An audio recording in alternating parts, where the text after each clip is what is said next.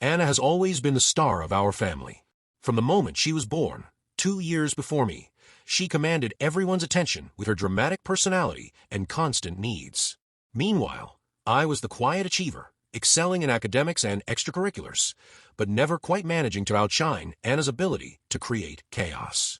If I brought home straight A's, our parents would nod distractedly, only to focus on Anna's latest crisis. When I won the state debate championship, my parents barely noticed because Anna had just started dating a high school quarterback. Looking back, the signs of her jealousy were always there, though I didn't see them for what they were at the time. At 16, I was accepted into a prestigious Yale summer program, but my parents missed my final presentation because Anna, still living at home and attending community college, claimed she couldn't be left alone due to sudden, severe anxiety. When I graduated college with honors, Anna announced her engagement during the celebratory dinner, an engagement she later broke off, only to announce a new one 3 months later during a party for my new job. This pattern of stealing the spotlight whenever I achieved something significant became a recurring theme in my life. The most painful moment from our teenage years still lingers in my memory. During my senior year, I was named valedictorian, a moment I had worked so hard to achieve. The night before graduation, Anna was in my room reading my speech draft, wearing a peculiar expression. The next morning, just hours before the ceremony, she had a medical emergency that required our parents to rush her to the hospital. I delivered my speech to an audience of strangers because my parents weren't there. They were with Anna, who had apparently overdosed on caffeine pills, causing a panic attack. Instead of addressing her behavior, my parents praised her for reaching out for help. Meeting James was a turning point in my life. We met by accident at a coffee shop. We spilled his drink on my laptop. Instead of getting angry, I laughed. Something about the moment felt cathartic after years of feeling invisible in my family. James, embarrassed but intrigued, offered to buy me a new coffee and let me use his laptop until mine dried out. That chance meeting turned into hours of conversation. James, who had also grown up in a complicated family dynamic, understood me in ways no one else had. A year later, he proposed and we set our wedding date for June 15th, 2025, the anniversary of the day we met. The planning went smoothly at first, and for once, I felt like I might finally have a moment that was truly mine. Then Anna announced she was pregnant. It happened during a family dinner I'd hoped would be about celebrating my engagement. I had even brought my wedding planning binder to share with everyone. But as soon as we sat down, Anna stood up, tears streaming, and declared her pregnancy. The room erupted in chaos. My mom cried, my dad popped open champagne, and my wedding binder sat forgotten on the corner of the table, eventually ruined by spilled water. 2 months before my wedding, Anna delivered another bombshell. She wanted to hold her gender reveal party on June 15th, my wedding day. She insisted it had to be that date because her doctor said it was the perfect time for the reveal. When I reminded her that my wedding plans were already in motion, she rolled her eyes and dismissed the significance of my chosen date. "It's not like your wedding date is special or anything," she said. "You just picked it randomly." She even went so far as to accuse me of not caring about family because I refused to accommodate her. Anna escalated things by involving our parents, who immediately took her side. My mom called me daily, urging me to change the date, while my dad suggested that any stress Anna felt during her pregnancy would be my fault if complications arose. Anna started a social media campaign, posting tearful videos about how her selfish sister was ruining her pregnancy. She created a family group chat to share ultrasound photos and gender reveal ideas, tagging me with passive-aggressive comments like, "Since some people won't change their plans, we'll just have to make do." Relatives I hadn't heard from in years bombarded me with messages, all urging me to be the bigger person. The stress became unbearable. One night, James found me crying in the bathroom after another guilt-ridden phone call from my father. Despite the pressure, James stood by me, insisting we stick to our plans. On the day of the wedding, I finally allowed myself to relax. The venue was beautiful, filled with twinkling lights and flowers. For a moment, everything felt perfect. As James and I took to the dance floor for our first dance, the opening notes of Perfect by Ed Sheeran filled the room, and I felt a deep sense of joy. That's when the doors burst open. Anna marched in, wearing a white dress, followed by her husband pushing a cart with a giant cake. Behind them, a small group of their friends carried balloons and cameras. Since my sister refused to share, Anna announced loudly, I decided to bring my celebration to her. The room fell silent as everyone processed what was happening. James stepped forward, visibly furious. But before he could say anything, my father stood up and tried to smooth things over, suggesting that Anna do her gender reveal now so the party could continue afterward. Then, Grandma Eleanor, the family matriarch, stood up. Though she rarely raised her voice, her words carried weight.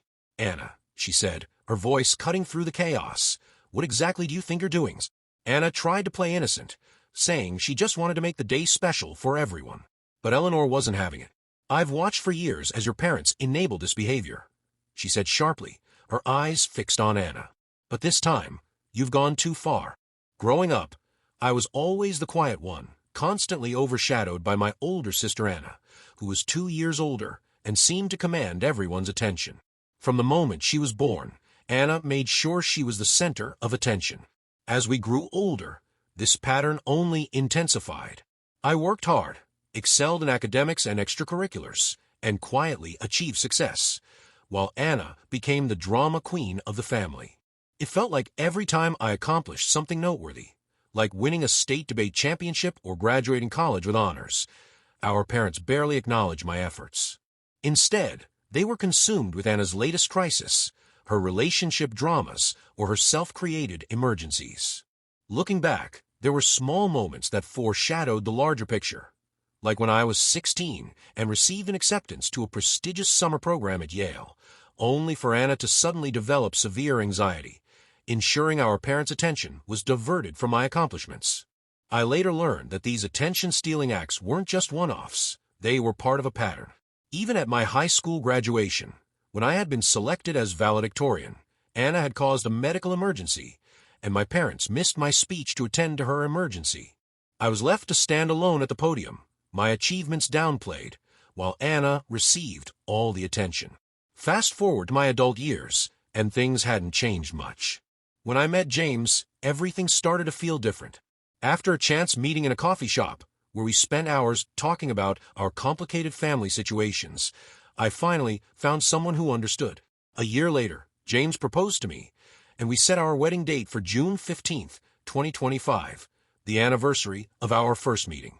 I was overjoyed to finally have a moment of my own, to make my wedding a day to remember. Little did I know, Anna had other plans. 2 months before my wedding, Anna announced her pregnancy to the family. While the news was exciting, it also came with a major complication. Anna insisted on having her gender reveal party on the same day as my wedding. "It has to be that day," she declared, pointing out that the baby would be at the perfect stage for the reveal. She had already made plans, put down deposits, and even commissioned a custom cake. "You can celebrate your anniversary any time," she added dismissively. My blood boiled. June 15th wasn't just any date. It was the day James and I had met, the day he proposed. This was supposed to be our day. When I stood my ground, Anna burst into tears and ran to our parents, claiming I was being selfish and ruining her special moment. Of course, they sided with her. My mother repeatedly called, guilt-tripping me into changing the date, and Anna launched a full social media campaign accusing me of being a bridezilla. The pressure mounted as more and more relatives, some of whom I hadn't spoken to in years, weighed in on the issue, urging me to be the bigger person. The days leading up to the wedding were filled with sleepless nights, constant passive-aggressive messages from Anna, and guilt-laden calls from my parents. Then, at the wedding itself, during our first dance, the unimaginable happened. The doors flung open, and in walked Anna, wearing a white dress. Yes, a white dress, followed by Tom, her partner, and a huge cake with a photographer in tow. The room froze. I couldn't believe she was actually crashing my wedding. James stepped forward, fury on his face. But before he could react, our grandmother Eleanor, who had always remained calm and composed, stood up. In a voice that cut through the tension, she confronted Anna. "What exactly do you think you're doing?" she demanded. Anna tried to play the innocent card, but Eleanor wasn't having it. "I've watched for years as your parents enabled this behavior," she said, her voice firm. "This is beyond acceptable." Eleanor's words echoed in the room as she turned to my parents, who were still trying to figure out how to defuse the situation. "I am disappointed in you both," she said, her disappointment palpable. My mother tried to speak up, But Eleanor silenced her, encouraging this behavior, suggesting your daughter change her wedding date for a gender reveal party. Shame on you. In the aftermath of the wedding, the fallout was brutal. Anna's social media ramped up, with tearful posts about the trauma I had caused her by not accommodating her gender reveal party. She even started a blog called Surviving Sister Betrayal, where she painted herself as the victim of my bridezilla behavior.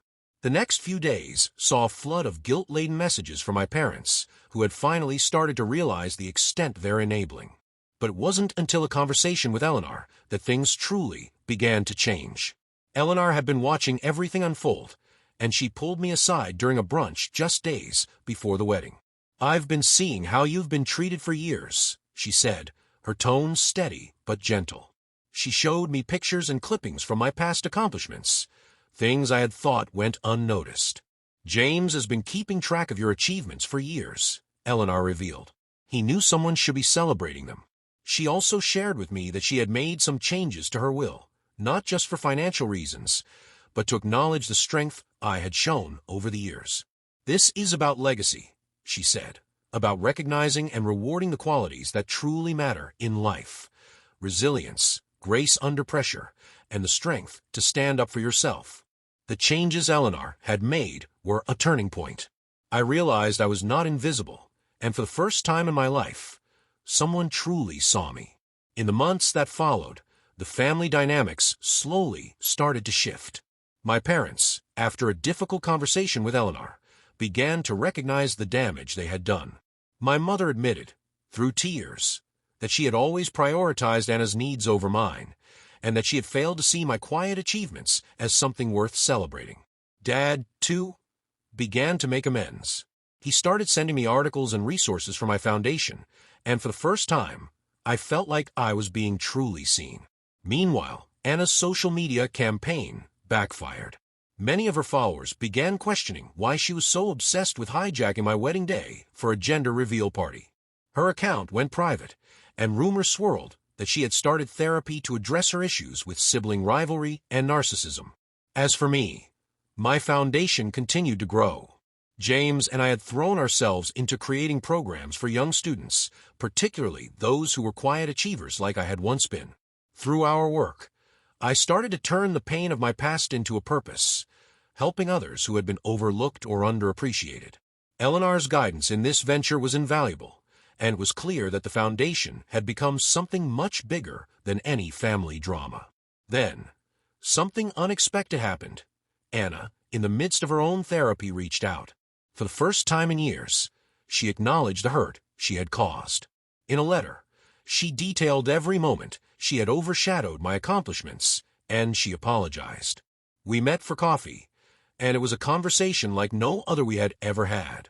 Anna admitted her fears about motherhood, and we shared our insecurities with one another. While we're not yet friends, there's a newfound understanding between us. It's not perfect, and it will take time for the wounds to fully heal, but we're trying.